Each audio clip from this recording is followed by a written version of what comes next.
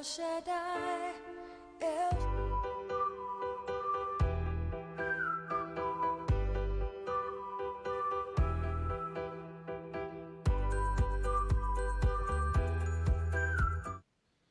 Boa noite, meu irmão. Que a graça e a paz do Senhor esteja sobre a sua vida. Também você, meu amigo, minha amiga, seja bem-vindo ao nosso canal. Que Deus possa abençoar grandemente a sua vida. Estamos aqui para mais um momento do estudo da palavra de Deus, aqui na Igreja Presbiteriana Ebenezer, no bairro Betânia, em Ipatinga, Minas Gerais.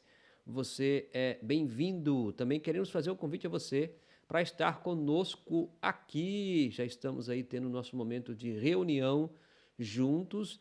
Os cultos são 9 horas da manhã e também às 19h30. Isso aí, quarta-feira também, 19h30, para o estudo da palavra do Senhor, tá bom? Que Deus possa já abençoar grandemente a sua vida e eu quero convidar você, junto comigo, a um momento de oração. Senhor, muito obrigado pela bondade, pela graça do Senhor renovada sobre nossa vida. Obrigado por essa mulher, obrigado por esse homem, por esse filho, por essa filha, por essa casa, por essa família e também obrigado pela nossa igreja. Deus, que o Senhor tem sustentado-nos até esse momento. Pai, que a tua palavra, que teu Espírito Santo possa ministrar a verdade a esse coração nesta hora. Em nome de Jesus, amém. É isso aí. Nós estamos aí meditando sobre Efésios. Lembra, já temos aí já algumas exposições que você pode conferir as anteriores. Hoje vamos trabalhar sobre a armadura de Deus. Isso aí, nós vamos trabalhar um pouquinho hoje sobre a armadura de Deus, tá bom? Esse processo da armadura de Deus, a gente vai trabalhar aqui alguns pontos interessantes. Nós vamos aqui conhecer melhor a palavra falando sobre o inimigo. Nós vamos também nos conhecer melhor como os filhos de Deus, nós vamos entender a autoridade, o poder que Cristo nos dá, nós vamos também entender um pouquinho das peças, das armaduras que Deus fala que nós devemos nos revestir, e logo nós vamos encontrar Paulo falando dessa batalha que nós temos aí a cada dia, a cada instante, tá bom? Nós vamos ver também, uma introdução aqui bem interessante, que a Veja, de algum tempo atrás, ela trouxe o artigo A Fé que Move o Brasil. 99% dos brasileiros acreditam na existência de Deus, na existência. E aqui você vai encontrar mais ainda que 51 dos brasileiros acreditam na existência do diabo, 49 não creem. Então preste atenção nessa pesquisa. 44% dos católicos creem na existência de Deus, mas 56% não creem no diabo, tá bem? Olha aí. Uma outra coisa é se 81% dos evangélicos creem na existência de Deus, do diabo, 19 não creem. Então veja que nós temos aqui um quadro muito interessante que 99% crê na existência de Deus. Mas aqui diz que 44% dos brasileiros não acreditam na existência do diabo. Nós vamos encontrar nesse ponto um ponto muito interessante que Paulo vai dizer aqui, um texto que a gente vai trabalhar hoje, na carta de Paulo aos Efésios, capítulo 6, que porque a nossa luta não é contra a carne e nem contra sangue, isso aí, mas contra forças espirituais do mal. E aqui a gente vai encontrar que essas forças espirituais do mal, você tem aí que se opõe à autoridade de Deus, você tem que ela oprime a cada dia as pessoas, então se oprime as pessoas, estão oprimindo a cada dia a igreja de Cristo, perseguindo aqueles que são seus. E também a Bíblia diz que domina o sistema deste mundo, que o mundo, a Bíblia diz que o mundo jaz do maligno. Então são pontos que nós não podemos deixar de tocar aqui, que essas forças espirituais, elas se opõem, elas tentam oprimir e tentam dominar, tirando toda a autoridade de Cristo Jesus. Bacana, hein?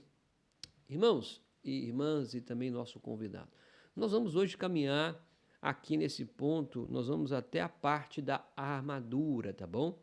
Como nós vamos fazer esse 11 aqui? Nós vamos dividir essa parte 11 de duas maneiras. Hoje vamos trabalhar a questão quem é o inimigo e depois vamos trabalhar no segundo momento, em uma outra gravação, a parte da armadura de Deus, tá bom? Já por várias vezes em nosso estudo aqui da carta, nós podemos maravilhar-nos com a amplitude e compreensão que Paulo está trazendo para a igreja. Ele começou o desdobramento aqui e o propósito de Deus concedido na eternidade. Deus na eternidade, então, antes da fundação do mundo, para criar uma única nova raça, um povo eleito, um povo que possa adorá-lo, um povo que possa render-lhe graças, através da morte, através da ressurreição de Cristo e, finalmente, unir-se à igreja inteira, com toda a criação da supremacia de Cristo como a cabeça do corpo. Então, Paulo enfatizou aqui a forma distintiva que foi dada a este plano divino, que foi a inclusão da nova sociedade, que é a igreja, que é o corpo de Cristo, aonde Paulo trabalha que há judeus e há gentios, e ele fala isso nos capítulos anteriores que nós já trabalhamos. Então, desta maneira, agora, Paulo vai dizer que há um só Pai, ele vai dizer que há uma só família, um só Messias e Salvador, um só povo, um só Espírito, um só corpo. Então, aquilo que era desfacelado, dividido, Paulo está trazendo que nós fomos agora unificados em um só.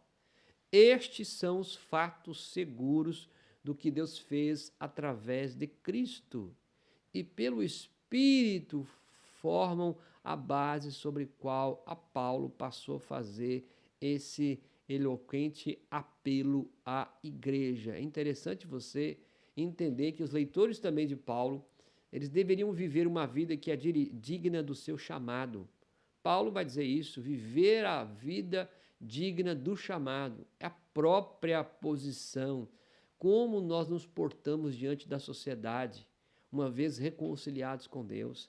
Paulo também vai trazer nessa carta que eles deveriam demonstrar sua unidade na comunhão cristã, ou seja, ao mesmo tempo que eles mostravam sua posição fora, mas também era uma forma de mostrar a posição dentro da igreja, dentro do corpo, com as diversidades dos dons e dos ministérios. Paulo também chama essa igreja a viver o despojar-se de toda a impureza do seu comportamento. Paulo diz que tem que tirar fora, julgar aquela roupa suja, né, fora, e revestir do novo homem, do novo viver, porque agora a conversão, agora a justificação, a graça, a misericórdia nos alcançou. Então, justiça e retidão procedentes da verdade, a verdade é Jesus. Paulo trabalha isso, então, chamando a igreja para esse compromisso. Uma outra coisa que ele vai também dizer aos nossos irmãos em Éfeso e também agora para nós, é que também devemos aprender a submeter-se aos outros em todos os tipos de relacionamentos domésticos e assim promover harmonia nos seus lares. Aí Paulo trabalha a questão da autoridade, da submissão entre marido e mulher, servo, senhor, pai e filho. Então Paulo trabalha esses pontos chamando a igreja para esse momento de comunhão, de unidade, de um novo processo. Também agora aqui, a transição que Paulo faz é uma transição abrupta dos lares pacíficos e dias de saúde, dos parágrafos anteriores, que a gente trabalhou aqui. Agora, Paulo faz isso para a malícia. A malícia hedionda das tramas do diabo como nosso inimigo. Ele vai trabalhar isso agora no capítulo 6 em diante. Que isso é uma parte dolorosa, mas é essencial saber que a nossa guerra não é contra a carne nem contra o sangue. Então, todos nós gostaríamos de passar a nossa vida inteira tranquila, não vivendo perturbação, imperturbável, com os nossos queridos em casa, com a comunhão com Deus, mas na realidade não é assim. Os cristãos têm de enfrentar a perspectiva de um conflito com o inimigo de Deus, que também lhes desfronta como inimigo. Deus tem um inimigo, mas também temos um inimigo. Se ele tem um inimigo, imagina eu e você. Precisamos então aceitar as implicações desta passagem final da carta de Paulo aos nossos irmãos em Éfeso.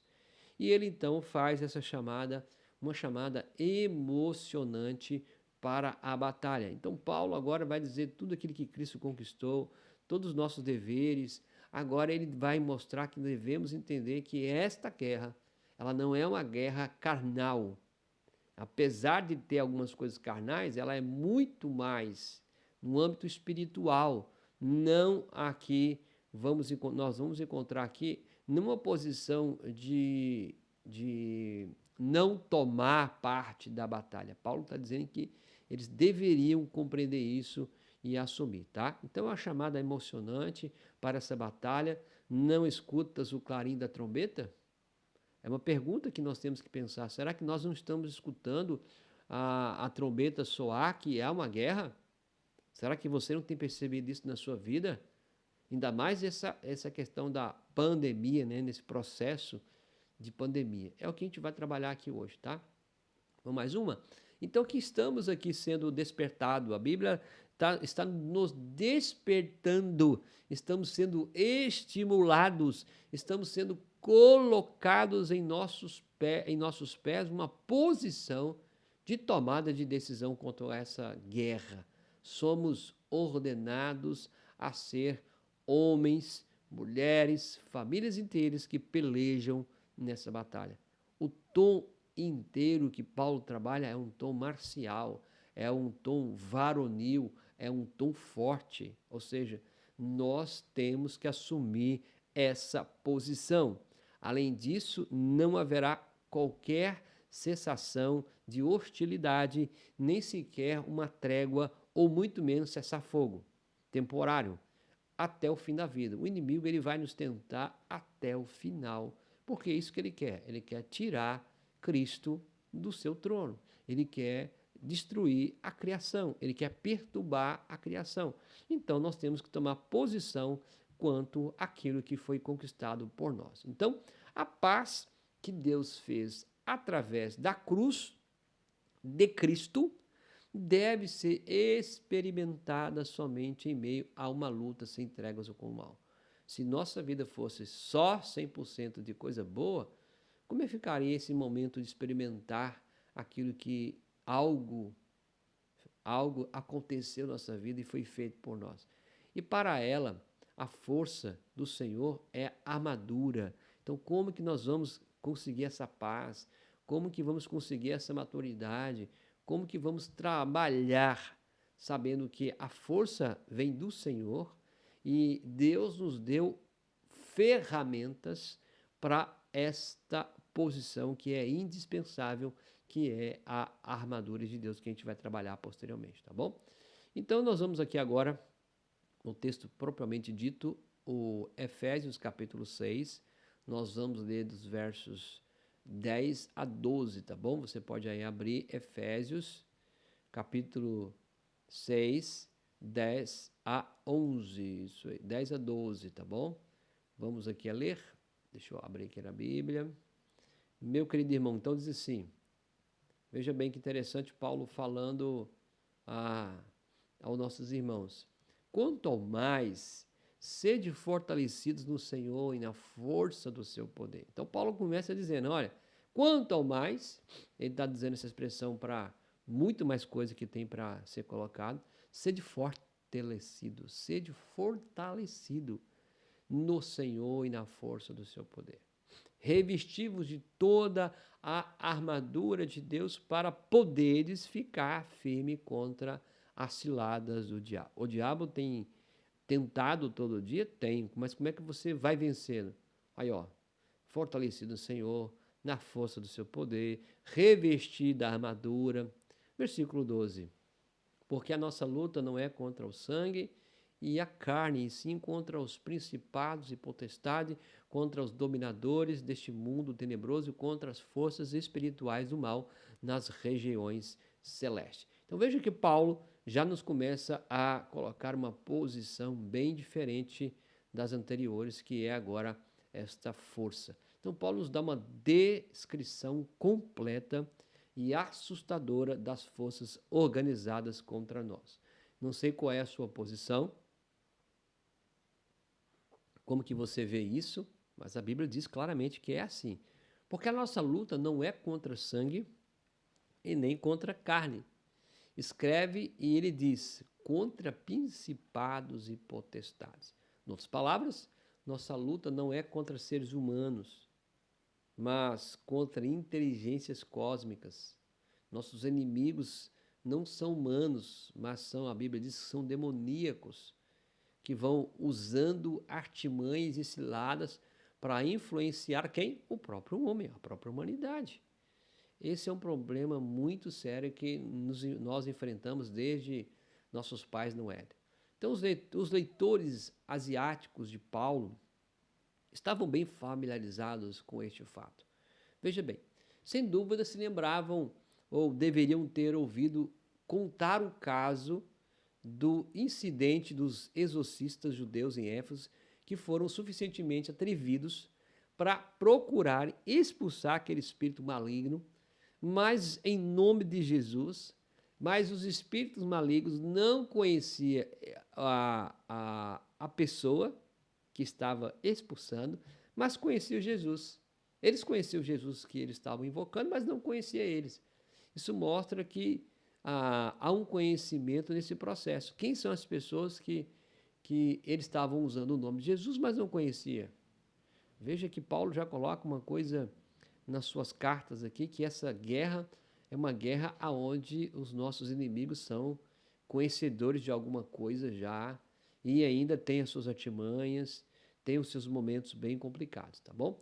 A Bíblia vai dizer que ele é astuto, né? O inimigo que enfrentamos, ele é astuto. Paulo escreve aqui que ele coloca ciladas, e essas ciladas são ciladas não fáceis, tá? Versículo 11, ele coloca claramente isso aqui, meu irmão. Ele coloca no versículo 11, bem interessante, que ele vai colocando de uma forma bem compreensível naquilo que a Bíblia está colocando para mim e para você. Ele diz assim, olha no versículo 11, revestivos de toda a armadura de Deus para ficardes firmes, firme contra a cilada do diabo. Então, tendo declarado na sua carta anterior, bem sabemos o que está procurando fazer, ou conhecemos bem os planos dele, Paulo trabalha isso bem claramente nas suas cartas anteriores, e ele vai trazer isso para um conceito bem interessante, que é o conceito da igreja, nesse processo. O inimigo que enfrentamos, então, ele é astuto. Nesse processo de ser astuto, quando o diabo se transforma em anjo de luz, geralmente nós somos apanhados sem nada suspeitar. É o que ele faz. Ele vai sempre aparecer como uma coisa muito boa. Isso por quê? Porque raramente ele ataca de uma forma que ele prefere muito mais a luz aparentemente falsa, né? Ele é espírito enganador, porque se ele aparecer de uma forma bem feia, bem ruim, as pessoas não vão querer. Então ele aparece de uma forma bem boa, bem agradável, para te atrair daquilo que você... A cilada que ele arruma é uma cilada que te atrai. Já é uma questão que você tem na sua própria pessoa. Então, na sua carnalidade, né? Na nossa carnalidade. Então, ele é um lobo perigoso, mas entra no rebanho de Cristo disfarçado de ovelha, porque ruge como um leão, mas frequentemente é sutil como a serpente. Então ele usa, a Bíblia fala dessas figuras dele. Ele é como um lobo que infiltra, fingindo ser ovelha. Ele é também um leão que ruge como leão. A Bíblia diz que ele ruge como leão, ele não é leão. E também ele usa a expressão de que é uma serpente sutil. Então veja que ele é astuto como o lobo, ele ruge como leão, mas não é, e ainda sutil como serpente. Veja que o nosso inimigo a Bíblia vai dizer que ele é astuto em colocar ciladas, tá bom?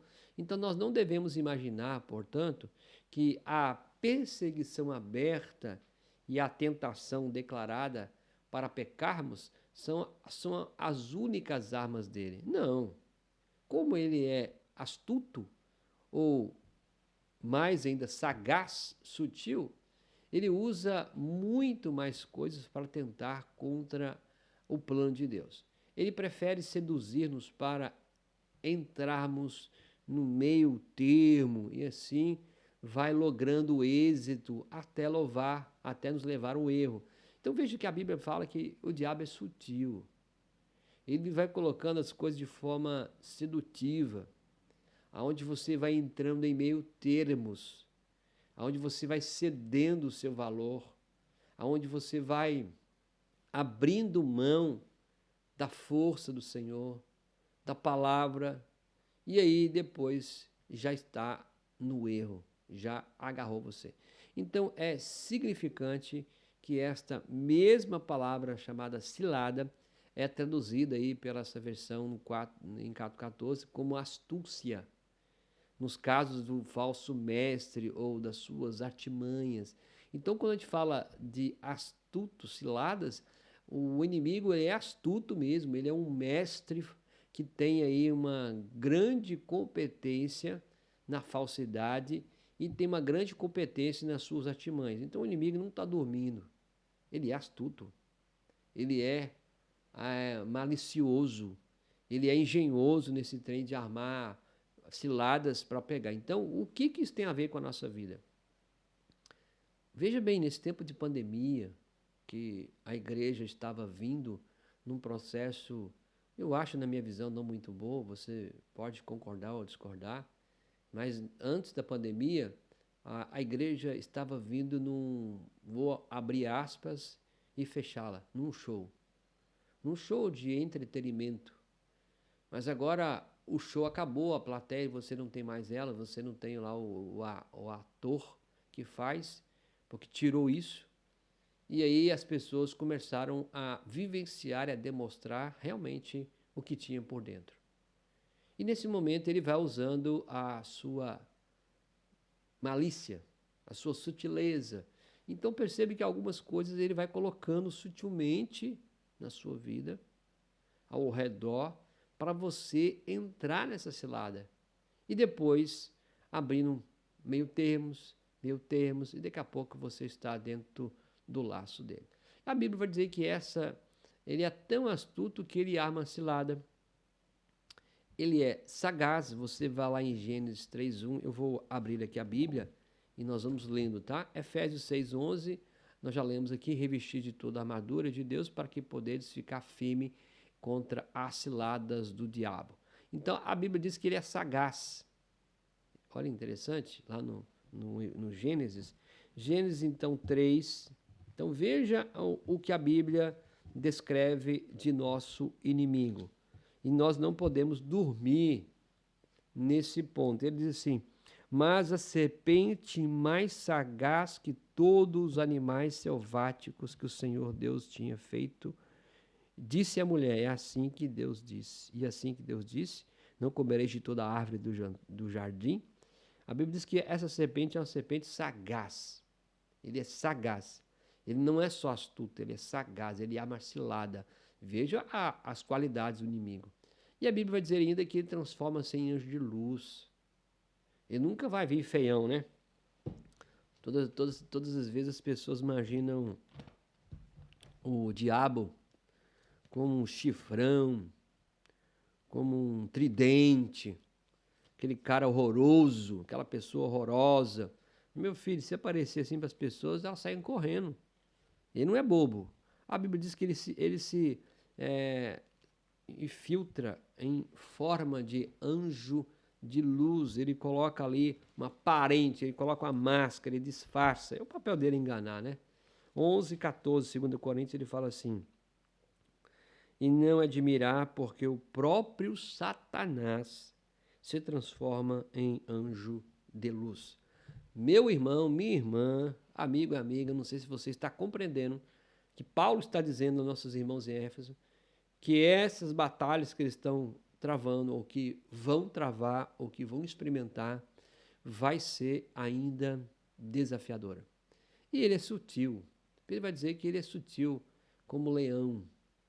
Ele vai andando como leão, espreitando a presa. E a Bíblia diz que ele ruge como leão. Ele ruge como leão, ele não é leão. Só tem um leão. A Bíblia diz que Jesus é o leão da tribo de Judá.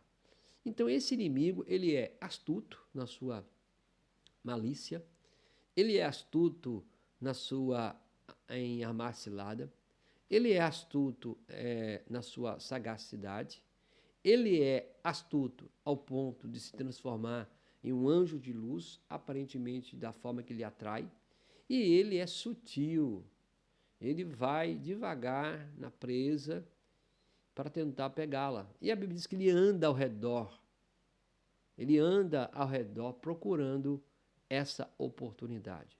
Veja que aqui é um ponto muito importante para podermos compreender. Eu gostaria de parar um pouquinho nesse momento de orar com você, orar pela sua vida, pela minha vida, pedir a Deus que possa nos mostrar, termos piedade nesse momento. Senhor, nós sabemos que nossa guerra não é contra a carne e nem contra sangue.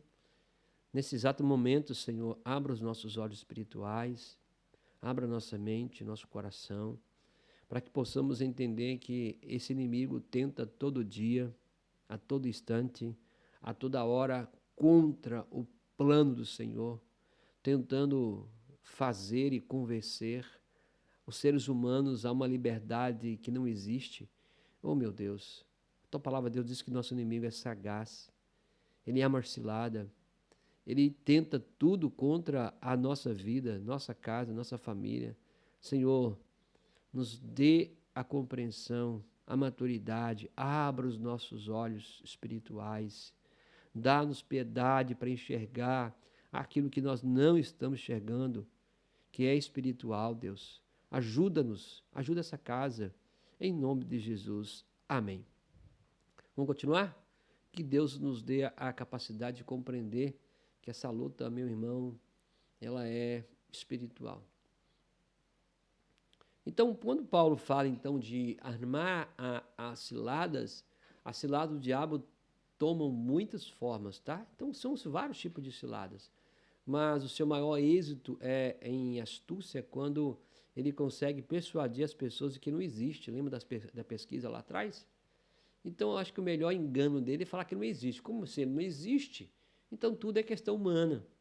Aí nós estamos tratando algumas coisas dos seres humanos como se fosse questões humanas mesmo, né? Por exemplo, algumas enfermidades, algumas emoções que são físicos aparentemente e na verdade são espirituais. Negar a sua existência é expor ainda mais as suas sutilezas. Então, uma das suas ciladas é dizer que não existe. Pronto, se não existe, então fica fácil para ele andar.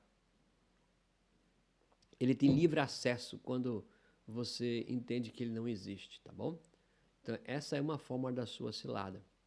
Uma outra coisa interessante, o Dr. Martília Jones, o Dr. Jones, ele vai dizer, expressa seu ponto de vista sobre essa questão. Vamos ler? Ele diz assim: estou certo de que uma das principais causas das más condições da igreja de hoje é o fato de que o diabo está sendo esquecido. Tudo é atribuído a nós mesmos. Todos nós temos chegado a ser, por demais, psicológicos em nossas atitudes e em nossos pensamentos. Ignoramos este grande fato objetivo: a existência do diabo, o adversário, o acusador, com seus dados inflamados. Veja que o Dr. Jones diz que seguinte, que nós, como igreja, chegamos a essa condição de colocar tudo como psicológico, né? Então, a gente não pode chegar também ao extremo de colocar tudo psicológico e tudo espiritual. Mas sabemos que a nossa guerra não é contra a carne e contra a sangue. Então tem que ter essa maturidade espiritual. Essa é uma das formas também que a gente encontra de ciladas, tá bom? Aí vamos colocar aqui algumas ciladas que a Bíblia relata, deixa eu colocar aqui para vocês. Nós vamos encontrar algumas ciladas, por exemplo, depressão de espírito, quando se perde o encanto com a vida cristã. O diabo pode aproveitar de nossa fragilidade. Ele pode aproveitar de nossa fragilidade e tentar contra a nossa vida. Ele pode também trazer desilusão na mente. Paulo vai dizer isso também em Romanos, bem claramente sobre esse assunto, que a nossa mente tem que ser renovada em Cristo. Também nós vamos olhar a distração do coração. O coração do homem é enganoso. O coração do homem, ele não tende para o bem. Logo, nós vamos perdendo os valores da vida e aí o nosso coração está cheio de trevas. Há uma distorção também da verdade que ele coloca. Quando se perde o objetivo, ele inventa, ele distorce, ele muda. Então você pode aí depois, com mais tempo, né, para usar o vídeo e ler o texto aí de 1 Reis 19:4, Lucas 14:21, Lucas 10. Então a depressão de espírito, quando se perde o encanto com a vida cristã. Desilusão da mente, quando se perde a esperança. Distração do coração, quando se perde os reais valores da vida. E distorção da vontade, quando se perde os objetivos. Então são várias ciladas que ele vai colocando e que muitas vezes nós usamos como se fossem algumas coisas só simplesmente psicológicas. Eu não estou descartando que possa haver alguma coisa nesse sentido. Mas o que a Bíblia diz, meus irmãos, é que há uma guerra. E nós não podemos negar essa guerra. E eu acho que a grande vitória de Satanás, o que ele quer mesmo, é que as pessoas entendam que não existe uma guerra. É que ele não exista. Aí ele vai andar facilmente e fazer o que bem lhe entende. Veja quanto que isso é importante. Quando você olha para 1 Reis 19:4, você vai encontrar ele mesmo, porém, se foi ao deserto, o caminho de um dia, e veio sentar-se debaixo de um zipo e pediu para si a morte. Diz: basta, toma agora, Senhor, minha alma, pois não sou melhor do que os meus pais. Então, uma fraqueza que os seres humanos têm, o diabo pode aproveitar de uma fraqueza, de um momento frágil, e, irmão, fazer aquilo que ele sabe fazer. Destruir. Roubar. Tirar. Então, são coisas que nós temos que prestar atenção. São ciladas que podem ser colocadas aí, tá bom? A título de informação para você. Desânimo do corpo, quando se perde energia física, discórdia na família, confusão, tá? Divisão na igreja, fofoca, começa a não aceitação. Então, são artimanhas tão sutis que nós não percebemos ela e vamos tratando ao longo da vida como se fosse simplesmente algo psicológico, algo humano. E muitas vezes não é humano, simplesmente. Existe o dedo do nosso inimigo aí. Existe o toque dele. Preste atenção. Como anda a sua casa?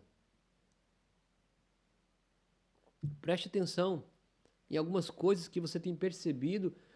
Faça um retrospecto, tenta listar, veja algumas coisas que acontecem constantemente, perceba.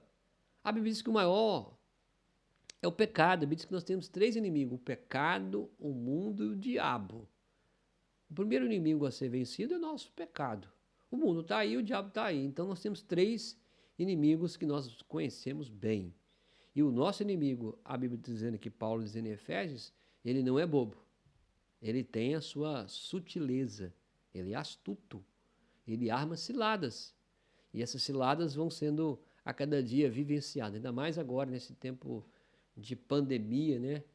Que o ritmo foi diminuído, e muitas pessoas já estão desacreditando, já não tem mais força, estão desanimadas, já tem muita discórdia, já começa a haver divisão na família, e assim vai. Que você possa aí perceber algumas coisas, ser maduro, ter discernimento para esses pontos, tá bom? A Bíblia diz também que ele é poderoso, né? A Bíblia diz que ele tem poder, mas ele não tem autoridade. É a glória a Deus, hein? Então ele é poderoso. A Bíblia diz que ele ofereceu Jesus todos os reinos do mundo, lá em Mateus capítulo 4. Jesus chama de príncipe deste mundo, tá vendo? Príncipe. O príncipe tem um poder. Nós vamos entender também que Jesus declarou que o mundo inteiro está sob o poder do maligno. Olha aí. É interessante você observar que ele não é só astuto, mas ele também tem ele tem um poder limitado. É claro que ele tem um poder.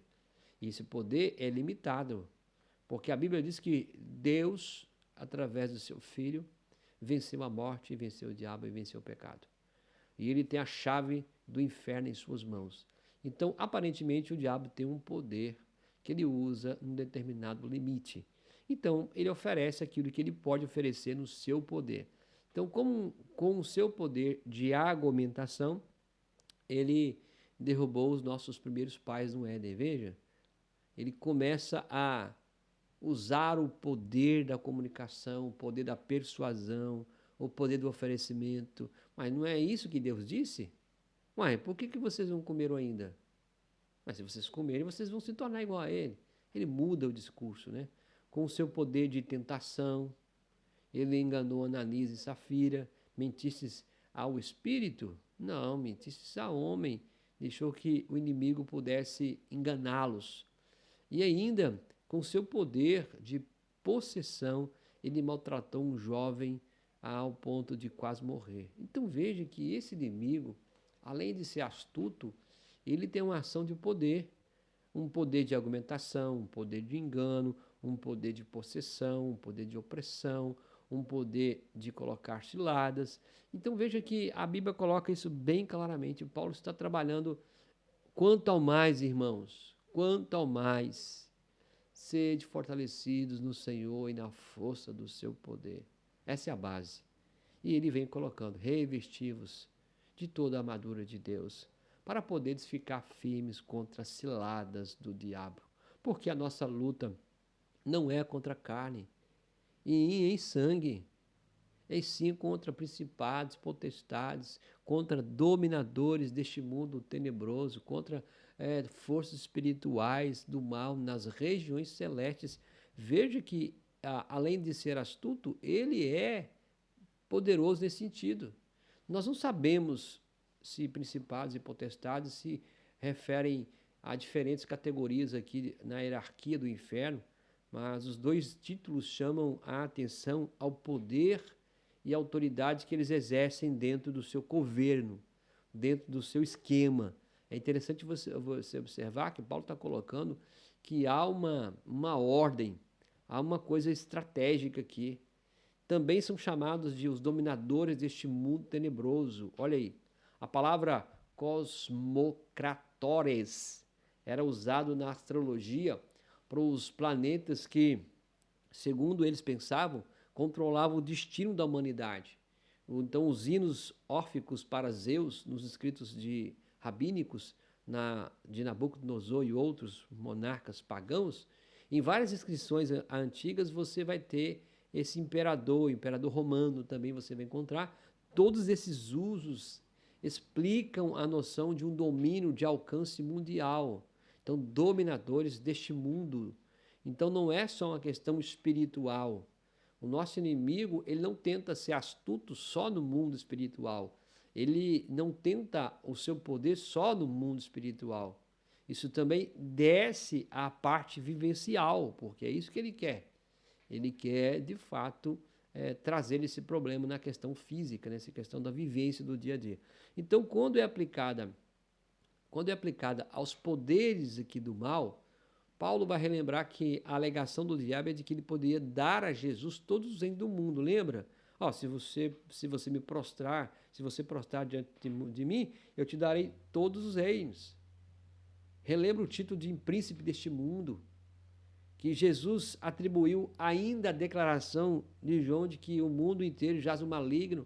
Então veja que a Bíblia vai trabalhando esses pontos desse poder que Satanás tem.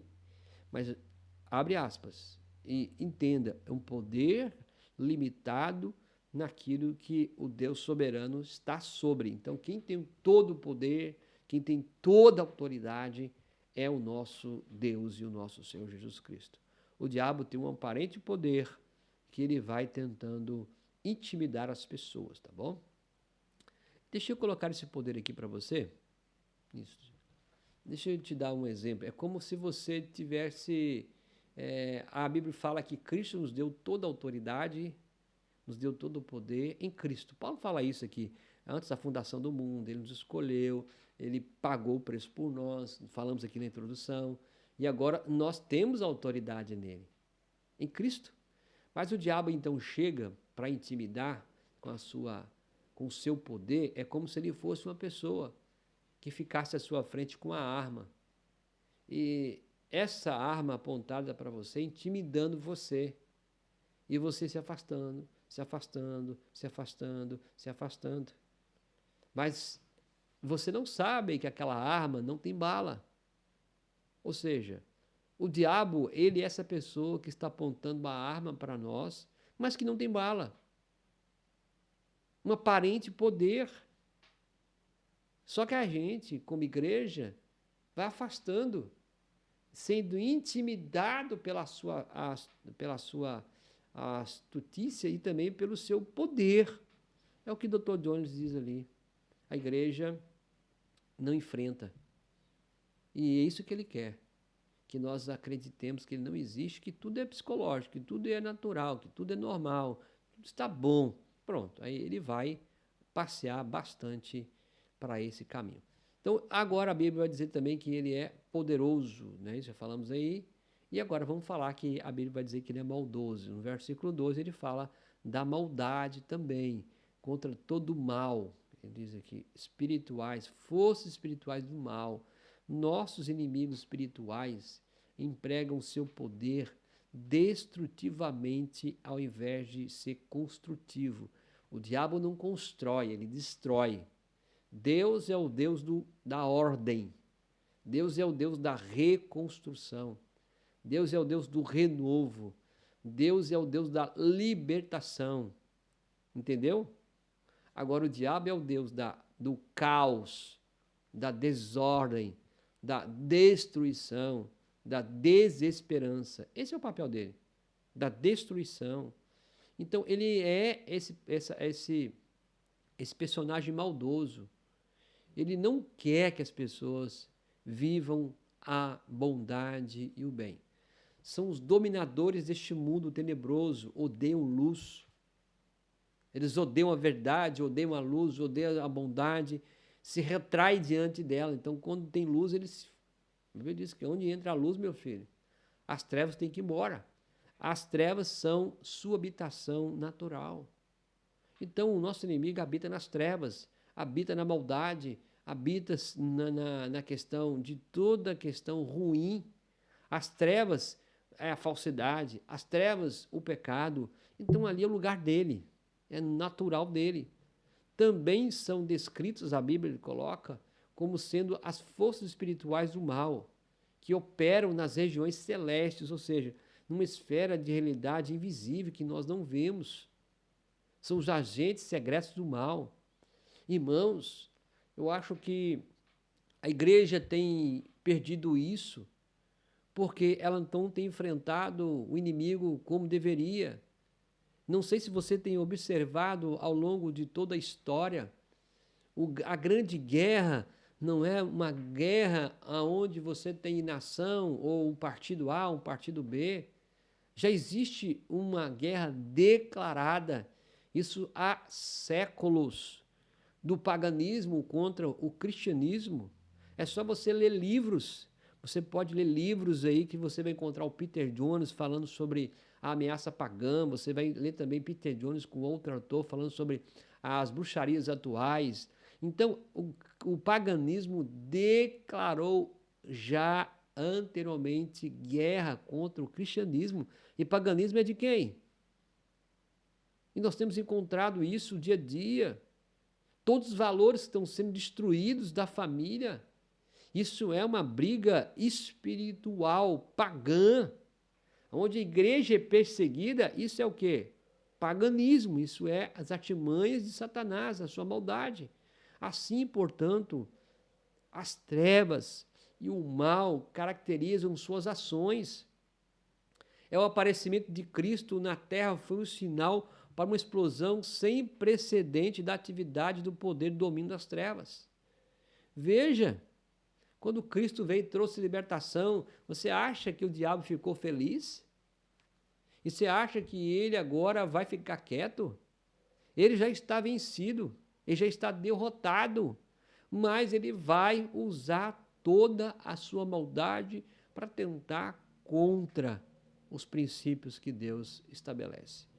Então veja que isso vai num âmbito não só espiritual, mas vai chegar a um ponto de influenciar nações, de influenciar pessoas para colocar o sistema, esse sistema mundial que tenta destruir, que tenta roubar, que tenta matar, que tenta trazer escravidão, engano, aprisionamento. A Bíblia diz isso. Então, Mateus 7,18 diz: a árvore má não pode produzir frutos bons. Meu querido irmão, pense um pouquinho, irmã. Diante do quadro descrito do inimigo, do cristão, qual é a nossa chance de vencer ele sozinho? Nenhuma. Como é que a gente vai vencer ele sozinho? Por quê? Porque nós não temos força. Nós não temos poder. E Paulo diz: quanto ao mais sede fortalecidos no Senhor, na força do seu poder, e agora revistam-se de toda a armadura. Veja, Paulo coloca 3 coisas: ser fortalecido no Senhor, na força dele, e revestir de toda autoridade. Então, onde está a nossa força? No que Cristo conquistou por mim e por você, aonde nos foi dado todo o poder e toda a autoridade. Como a astúcia do maligno se manifesta no mundo de hoje? Ô, meu irmão, minha irmã, não sei se você tem percebido. Hoje, agora, hoje, no dia de hoje, se você tivesse que responder essa pergunta de uma forma escrita, como a astúcia do maligno se manifesta no mundo hoje? Quais seriam? Eu posso caminhar sozinho, eu não preciso de ninguém, eu não preciso de igreja, eu não preciso ler a Bíblia, eu não preciso prestar conta, eu posso viver a minha vida do meu mundinho. Você vive a vida no seu mundinho achando que está servindo a Deus. Isso é uma forma astúcia, uma forma astuta dele fazer o meio termo com você. Os meios termos que vão levar para a queda. Ou é verdade, que te liberta, ou você vai negociar com meios termos e meios termos vai fazer você descer. Esta é uma questão muito importante. Vamos mais um? Então, nessa caracterização que Paulo faz dos poderes das trevas, no entanto, estes são poderes malignos, já falamos, poderosos, eles são malignos e são astutos, tá? Como poderemos resistir aos assaltos de tais inimigos? Como? É impossível? É impossível? Somos demasiadamente fracos e ingênuos. Humanamente, sim, tá? Muitos, porém, senão a grande maioria dos nossos fracassos e das nossas derrotas são devidos à nossa insensatez, autoconfiança, quando descremos ou nos esquecemos quão formidáveis são os nossos inimigos espirituais. Eles estão aí, dia e noite, tentando contra, e nós dormindo. E nós, como igreja, não levando o problema a sério, achando que está tudo certo, achando que está tudo meio termo. E quando você tem um aperto espiritual, você corre para o guru espiritual. E o guru espiritual vai resolver o problema para você. Aonde está isso na Bíblia? Aonde? A Bíblia diz, Jesus falou com os discípulos: agora vão, façam discípulos de todas as nações, porque eu estou dando autoridade a vocês.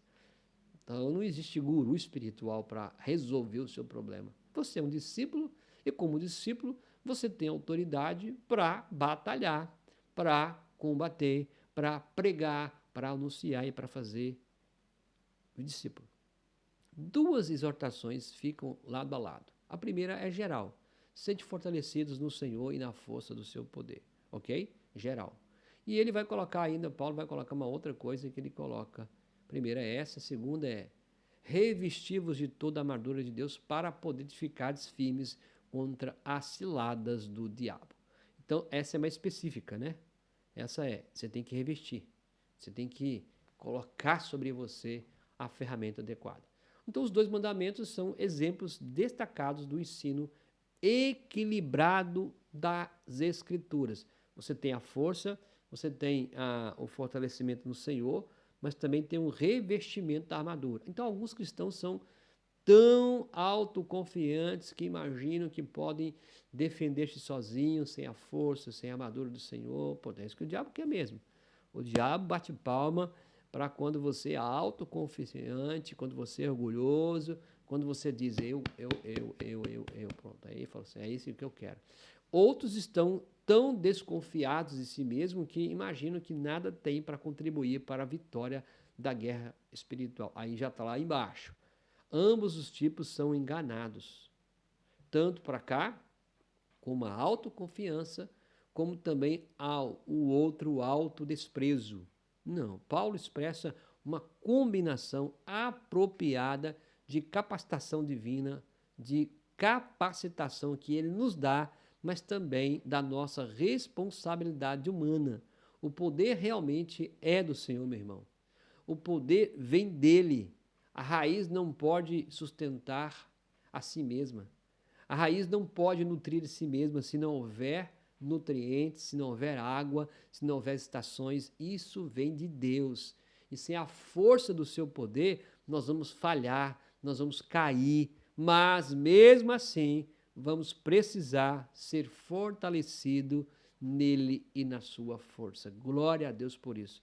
O verbo, pois, é um presente passivo que também pode ser traduzido como fortalecei-vos no Senhor. Nós precisamos estar nele. É algo que vem dele para nós. É algo que é ele que faz em minha vida e na sua vida. Olha que maravilha. Meu irmão, minha irmã, vamos parar aqui. Nós vamos começar aqui na semana que vem. Vamos parar e vamos falar da armadura. Eu espero que você tenha aqui compreendido que a Bíblia diz, que nós começamos aqui no versículo 10 e fomos aqui até o versículo 12. Quanto ao mais, sede fortalecidos no Senhor, na força do seu poder, revestíveis de toda a armadura de Deus, para poderes ficar firme contra esse lado do diabo, porque nossa luta não é contra sangue e carne, mas contra principados e potestades. Meu querido irmão, minha querida irmã, amigo e amiga, perceba que nós estamos vivendo os dias mais complicados. Parece que a cada dia tem aparecido mais ainda coisas daquilo que o diabo é. É astuto, ele é maldoso e ele usa o seu poder para tentar tirar valores do reino de Deus, luz, e colocar valores do reino das trevas. Perceba o que está acontecendo no mundo, perceba o que está acontecendo no nosso Brasil, perceba o que está acontecendo na sua vida, na sua casa. Minha oração é que o Espírito Santo nos dê a autoridade. Deixa eu voltar aqui no dizer do Dr. Martírio Jones. Essa fala dele é muito atual para nós hoje, onde nós vamos ver que esse papel, algumas vezes, nós não temos cumprido. Por quê? Porque a igreja tem deixado de viver aquilo que deveria viver. Ou seja, nós perdemos o nosso papel. Vamos lá, gente. Aqui, ó. Então, deixa eu atualizar para você. Então, 49% não creem, 56% não creem também, ó. 44% dos católicos creem na existência do diabo. 44, 56 não. Então, 56, nós vamos aqui ter 49 não, 19 que não. Veja que é um número bem expressivo nesse processo de uma guerra espiritual, de um travamento. E Paulo está trazendo essa consciência para aqueles irmãos ali, para que eles possam, de fato, inteirar desse processo. Porque, veja, Paulo está escrevendo aos irmãos que estão em Éfeso, numa situação pagã, de toda possibilidade de perversidade, de tudo que você imaginar de ter ruim, lá tem. Aqui, ó. Estou certo de que uma das principais causas das más condições da igreja de hoje é o fato de que o diabo está sendo esquecido. Oh, meu irmão, quantas vezes nós, como igreja, esquecemos que nossa luta é contra a carne, esquecemos que nossa luta é contra espíritos malignos, diabo e seus anjos. Tudo é atribuído a nós mesmos. Todos nós temos chegado a ser por demais psicológicos em nossas atitudes, em nossos pensamentos. Ignoramos este grande fato que é objetivo, a existência do diabo, o adversário, o acusador com os seus dados inflamados. Então, eu não quero chamar a sua atenção para dar mais valor ao poder do diabo, não é isso que eu estou dizendo. Se você é uma pessoa íntima de Deus, se você compreende quem é o seu Senhor, se você compreende que Ele é o Senhor da sua vida, já entregou para Ele, saiba que há um inimigo que vai tentar contra nós. Saiba que há um inimigo que vai tentar nos... E como é que nós vamos reagir? Que nós possamos enfrentar os nossos inimigos, que tentam contra a nossa vida e contra a vida da nossa família e contra a igreja de Cristo. Vamos orar? Eu espero você, então, para a próxima lição, que nós vamos trabalhar sobre as armaduras de Deus, tá? A armadura de Deus com suas... Aqui, ó, deixa eu voltar aqui. Com o seu processo todo, tá bom? Vamos orar? Deus, muito obrigado por mais uma vez de compreendermos mais um pouco da Tua Palavra. Ajuda-nos, ó Pai, como homens, como mulheres, como famílias e igreja, a compreender que o inimigo tenta contra a nossa vida constantemente. Ele tenta fazer aquilo que é do seu feitio, enganar, ser astuto, colocar cilada, exercer seu poder aparente, não só no mundo que não enxergamos, que é o mundo espiritual, invisível, mas também no mundo que nós estamos vivendo. Ajuda-nos, ó Deus. Ajuda esse homem, essa mulher, essa casa, nossa igreja a batalhar a nossa batalha e combater o bom combate. Combater o bom combate em nome de Jesus. É o que pedimos, ó Pai, humildemente, em nome de Jesus. Amém. Meu irmão, minha irmã, foi um grande prazer estar com você aqui novamente. Quero pedir a você, se essa palavra tem sido bênção para você, se tem te ajudado, compartilha ela também com amigo, com amiga, e se inscreva no nosso canal também, pedindo às pessoas que possam se inscrever, para que ela possa ter um momento também de aprendizado, tá bom? Quero deixar aqui então minha gratidão. Espero você para o próximo estudo em nome de Jesus. Deus abençoe e fique na paz.